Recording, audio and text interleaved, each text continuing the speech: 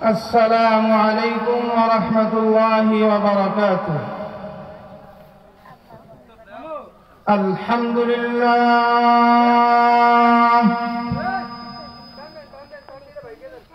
الحمد لله رب العالمين،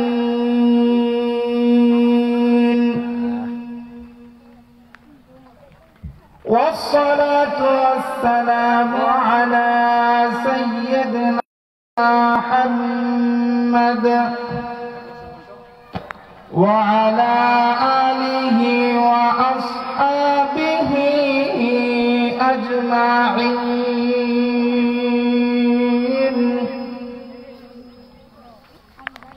أما بعد، فقد قال الله سبحانه وتعالى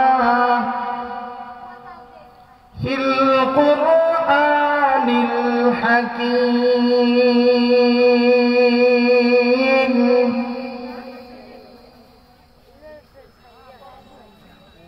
أعوذ بالله من الشيطان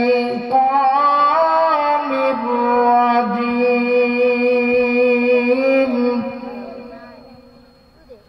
بسم الله الرحمن الرحيم.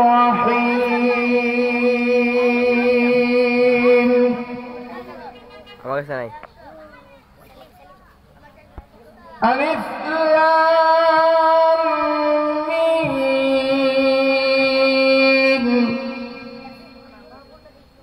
ذلك الكتاب لا ريب فيه هدى للمتقين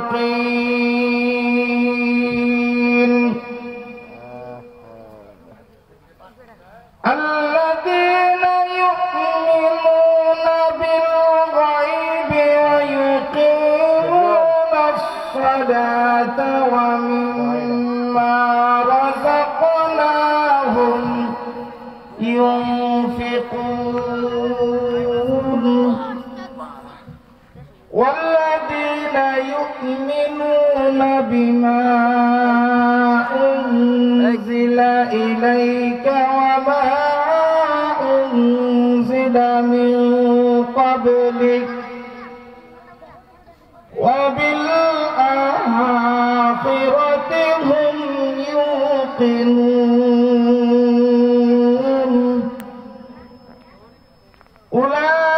أولئك على هدى من ربهم وأولئك هم المفلحون. صدق الله العظيم.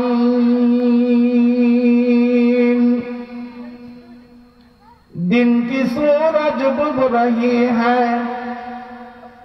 दिन की सूरज डूब रही है आप लोगों के सामने। दिन की सूरज डूब रही है आप लोगों के सामने।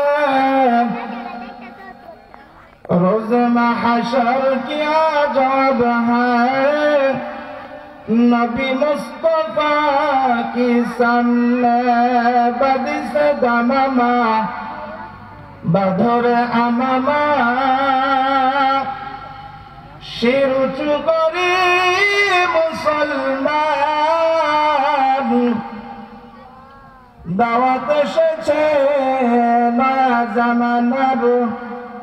ভাঙ্গা কেল্লায় উড়ে নিশান লা ইলাহা ইল্লাল্লাহ লা ইলাহা ইল্লাল্লাহ লা ইলাহা ইল্লাল্লাহ লা ইলাহা ইল্লাল্লাহ লা ইলাহা ইল্লাল্লাহ লা ইলাহা ইল্লাল্লাহ লা ইলাহা ইল্লাল্লাহ লা ইলাহা ইল্লাল্লাহ লা ইলাহা ইল্লাল্লাহ আল্লাহ তাআলার কি খেলা আল্লাহ তাআলার কি খেলা বাজে ডঙ্কা কারবালা অগ্নিকুণ্ড বাজে ডঙ্কা ইব্রাহিম খলিলুল্লাহ লা ইলাহা ইল্লাল্লাহ লা ইলাহা ইল্লাল্লাহ লা ইলাহা ইল্লাল্লাহ লা ইলাহা ইল্লাল্লাহ মুহাম্মাদুর রাসূলুল্লাহ। সকলে আওয়াজ দিয়ে পড়ি সাল্লাল্লাহু আলাইহি ওয়াসাল্লাম। আলহামদুলিল্লাহ, আল্লাহ জাল্লা শানুহু ওয়া আম্মা আওয়ানুহুর দরবারে হামদ সানা শুকরিয়া আদায় করতেছি যেই মহান রব্বুল আলামিন আজকে আমাদেরকে দীর্ঘ 1 বছর পর আবার এই মাহতি জলসার মধ্যে আসার এবং বসার জন্য তৌফিক দিয়েছেন। আজকের এই মাহতি জলসার সম্মানিত সভাপতি এবং বেগার উলামায়ে কেরাম, আমার সামনে উপবিষ্ট হযরত তুলাবায়ে আযম, দিনদার মুসল্লিয়ানে কেরাম, আল্লাহ পাক রব্বুল আলামিনের দরবারে হামদ সানা শুকরিয়া আদায় করতেছি যে মহান রব্বুল আলামিন আজকে আমাদেরকে ছাঁটাই করে বাছাই করে পছন্দ করে এই প্যান্ডেল পর্যন্ত আমাকে আপনাকে আসার এবং বসার জন্য তৌফিক দিয়েছেন। সেজন্য সকলে একবার শুকরিয়া দান বলি আলহামদুলিল্লাহ।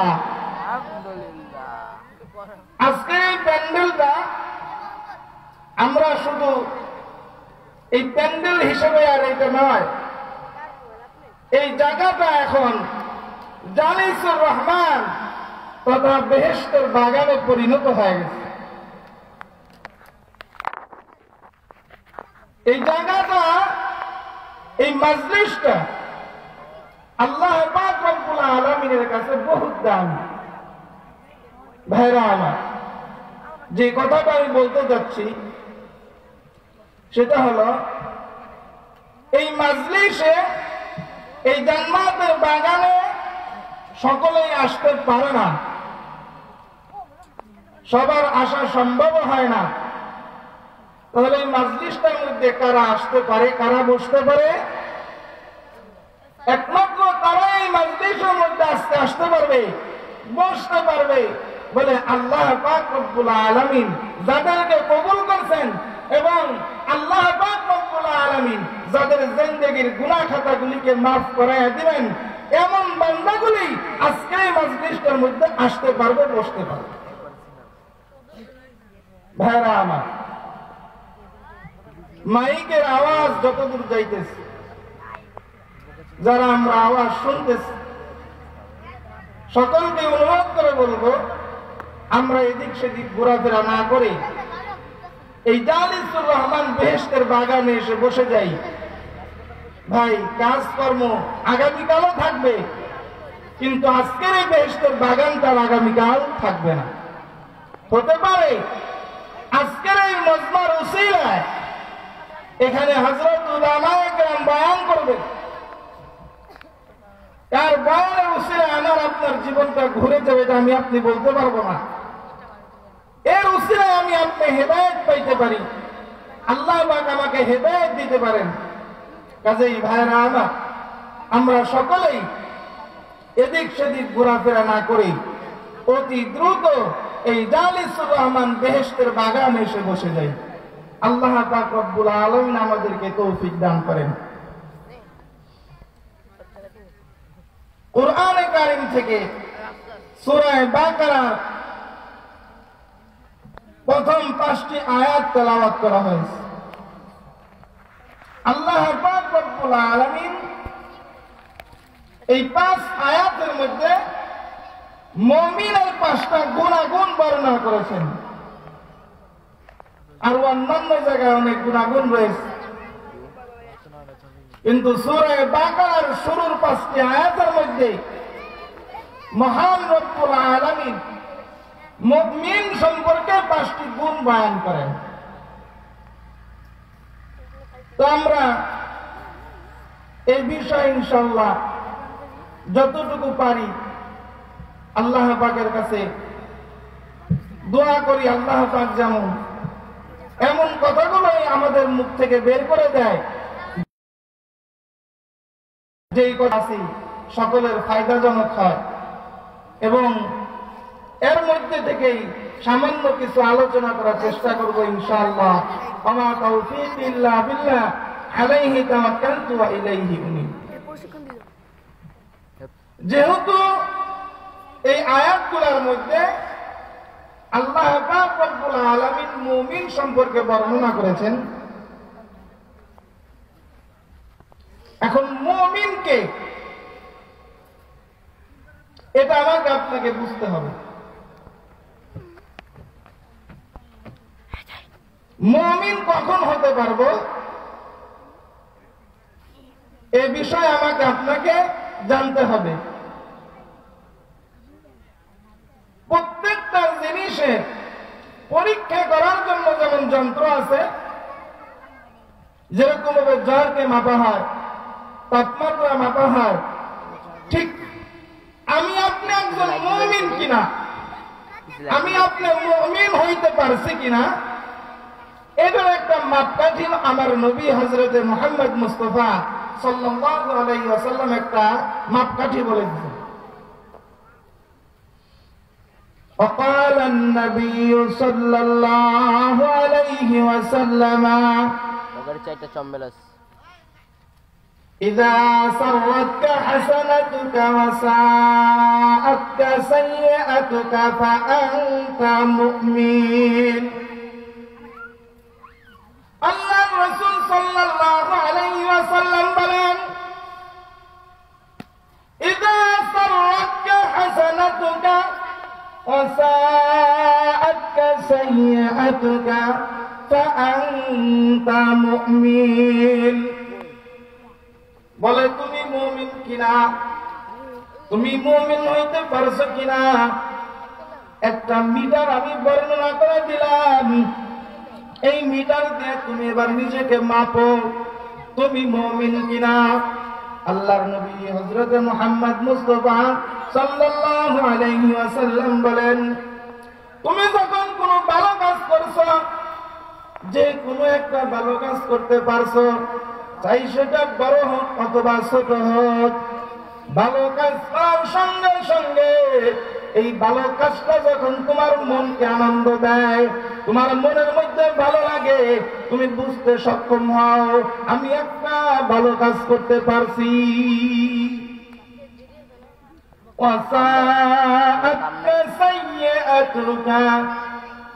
আর যখন তুমি কোনো খারাপ কাজ করো, সেটা বড় হোক বা ছোট হোক, খারাপ কাজ করার সাথে সাথে এই খারাপ কাজটা তোমাকে যন্ত্রণা দেয়, এই খারাপ কাজটা তোমাকে কষ্ট দেয়। আমি গুনার কাজ করলাম, আমার আল্লাহ আমার প্রতি নারাজ হয়ে গেল, আমি কি করলাম, এরকম একটা টেনশন তোমার মধ্যে কাজ করতে থাকে। রাসূল বলেন, ফাআনতা মুমিন। এই দুইটা গুণ যদি তোমার মধ্যে থাকে তাহলে তুমি একজন মুমিন। সুবহানাল্লাহ, কত সুন্দর একটা মাপকাঠি আল্লাহ রাসূল বলে গেছে। এখন এই দুইটা গুণ আমার আপনার মধ্যে তো আছে, আমি একজন মুমিন, কিন্তু আমি আপনি পরিপূর্ণ মুমিন হইতে পারলাম কিনা? আমি আপনার জিন্দেগিতে আমার জীবনটা যেই পথে চললে সার্থক হবে, আমি যদি পরিপূর্ণ ঈমানদার হয়ে কবরে যাইতে পারি তাহলে আমার জীবনটা সার্থক। আল্লাহ রাসূল সাল্লাল্লাহু আলাইহি ওয়াসাল্লাম আপনি পরিপূর্ণ মুমিন হইতে পারলেন কিনা এইটা বোঝার জন্য একটা মাপকাঠি বর্ণনা করেন। মান আহাব্বা লিল্লাহ ওয়া মান আবগাদা লিল্লাহ ওয়া মান আ'তা লিল্লাহ ওয়া মানা'a লিল্লাহ ফাকাদ ইসতাকমালাল ঈমান।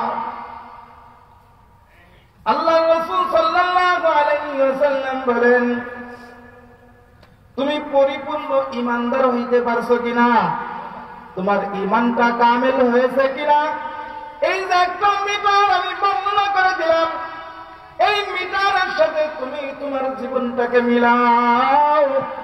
যদি মিলে যায়, এই গুণগুলোর সাথে যদি তোমার জীবনটা মিলে যায়, তাহলে তুমি তোমার ঈমানকে পরিপূর্ণ করে নিছ। গুণগুলো কি?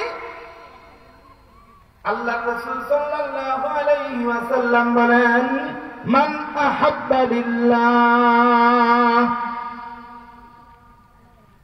ভালোবাসা হবে একমাত্র আল্লাহর জন্য। যেই ভালোবাসাটা শুধুমাত্র আল্লাহর জন্য হয়, দুনিয়ার কোন লোভ লালসার জন্য নয়, দুনিয়ার কোন খাতিরে নয়, একমাত্র আল্লাহর জন্য। ওমান আবগাদা লিল্লাহ, কারোর সাথে যদি দুশমনি করতে হয়, এই দুশমনিটা, ওই শত্রুতা করাটাও, এটাও যদি আল্লাহর জন্য হয়, শত্রুতা করে এটা আল্লাহর জন্য কিভাবে হয়? একটা মিসাল দিলে স্পষ্ট হয়ে যাবে। মনে করেন আপনারা দুইজন বন্ধু মানুষ এক দোকানে বসছেন চা খাওয়ার জন্য। তো চা খাইতেছেন, চা খাইলেন, চা খাওয়া শেষ, দোকানের টিভির পর্দায় খুব সুন্দর একটা সিনেমা চলতেছে। এমন সময় মুয়াজ্জিন সাহেব মসজিদ থেকে আযান দিয়ে দিয়েছেন। যখন মুয়াজ্জিন আযান দিছে, এবার আপনি আপনার বন্ধুকে বললেন, চলো বন্ধু নামাজ পড়তে যাই। এইবার আপনার বন্ধু যদি বলে, দোস্ত নামাজ তো সামনে আরো আছে, পড়তে পারবো, অসুবিধা নাই, কিন্তু এত সুন্দর একটা সিনেমা চলতেছে, এটা ছেড়ে কেমনে যাই, বসো দোস্ত একটু সিনেমাটা দেখে পরে যাই। এখন আপনি যদি আপনার এই দোস্তটাকে সাড়া দেন, তাহলে গুনার কাজে আপনি আপনার দোস্তর সাথে শামিল হয়ে গেলেন। আর যদি আপনার দোস্ত বন্ধুটাকে সাড়া দিয়ে আপনি বলতে পারেন, কখনো হবে না, নামাজের সময় হয়ে গেছে, চলো নামাজে যাই। যদি তুমি এখন আমার সাথে নামাজে না যাও, বসা বসাই সিনেমা দেখো, তাহলে তোমার সাথে আমার আর কোন বন্ধুত্বের সম্পর্ক নাই। এই যে সম্পর্কটা ছিন্ন করলেন, বন্ধুর সাথে শত্রুতা করলেন, এটা কার জন্য? বলে এটা হলো আল্লাহর জন্য। রাসূল বলেন, ওমান আবগাদা লিল্লাহ, শত্রুতা যদি আল্লাহর জন্য হয়, রাগ করা যদি আল্লাহর জন্য হয়, ওয়ামান আ'তা লিল্লাহ, কাউকে কোন জিনিস দান করছেন, এই দানটাও যদি একমাত্র আল্লাহর জন্য হয়, দুনিয়াবি লোক দেখানোর জন্য নয়, দুনিয়ার মধ্যে নাম কামাই করার জন্য নয়, শুধুমাত্র আল্লাহর জন্য যদি হয়ে থাকে, চতুর্থ নাম্বার ওয়া মানা লিল্লাহ, কাউকে কোন জিনিস আপনি দেওয়া থেকে বিরত থাকলেন, দিলেন না, এইটাও যদি আল্লাহর জন্য হয়, তাহলে এই হাদিসের মধ্যে চারটা কথা আসছে। মান আহাব্বা লিল্লাহ, ভালোবাসাটা যদি আল্লাহর জন্য হয়, ওয়া মান আবগাদা লিল্লাহ, শত্রুতা দুশমনী রাগ গুসা যদি আল্লাহর জন্য হয়, ওয়া মান আতা লিল্লাহ, কাউকে কোন জিনিস দান করা, কোন জিনিস দেওয়াটাও যদি আল্লাহর জন্য হয়, ওয়া মানা লিল্লাহ,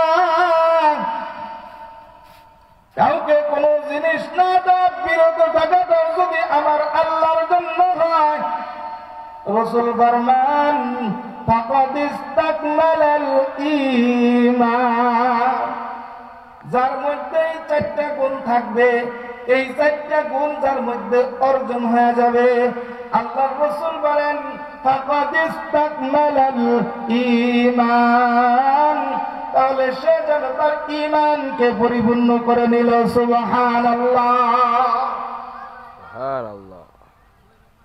তাহলে আলোচনার সারমর্ম কি হলো? আমি মুমিন কিনা এটা বোঝার জন্য দুইটা গুণ আমার আপনার লাগবে। দুইটা গুণ যদি আমার আপনার মধ্যে অর্জন হয়ে যায়, তাহলে বোঝা যাবে। খুব খেয়াল করি ভাই, এক নম্বর ভালো কাজ করার সাথে সাথে এই ভালো কাজটা আমার মনকে আনন্দ দেয়, আমি একটা ভালো কাজ করতে পারছি, আলহামদুলিল্লাহ।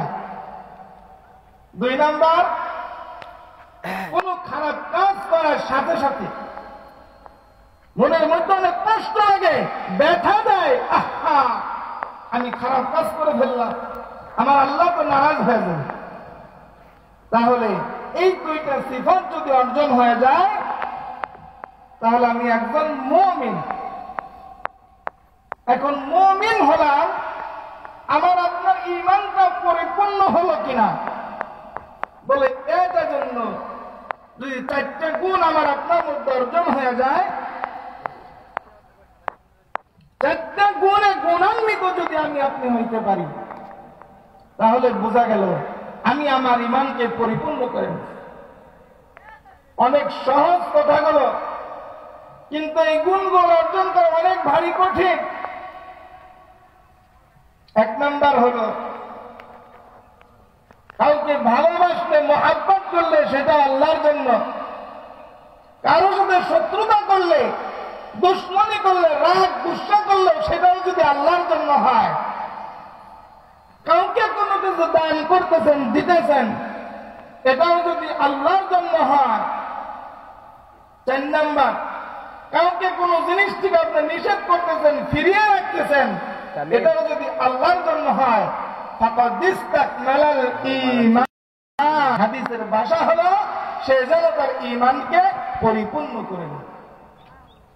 যেহেতু আমার আলোচনা হলো মুমিনের গুণাবলী নিয়ে, এই জন্য আগে মুমিনকে ঈমান পরিপূর্ণ হবে কিভাবে এই বিষয়ে আলোচনা করলাম। সরাসরি এখন আমরা কোরআনে কারিমে চলে যাই।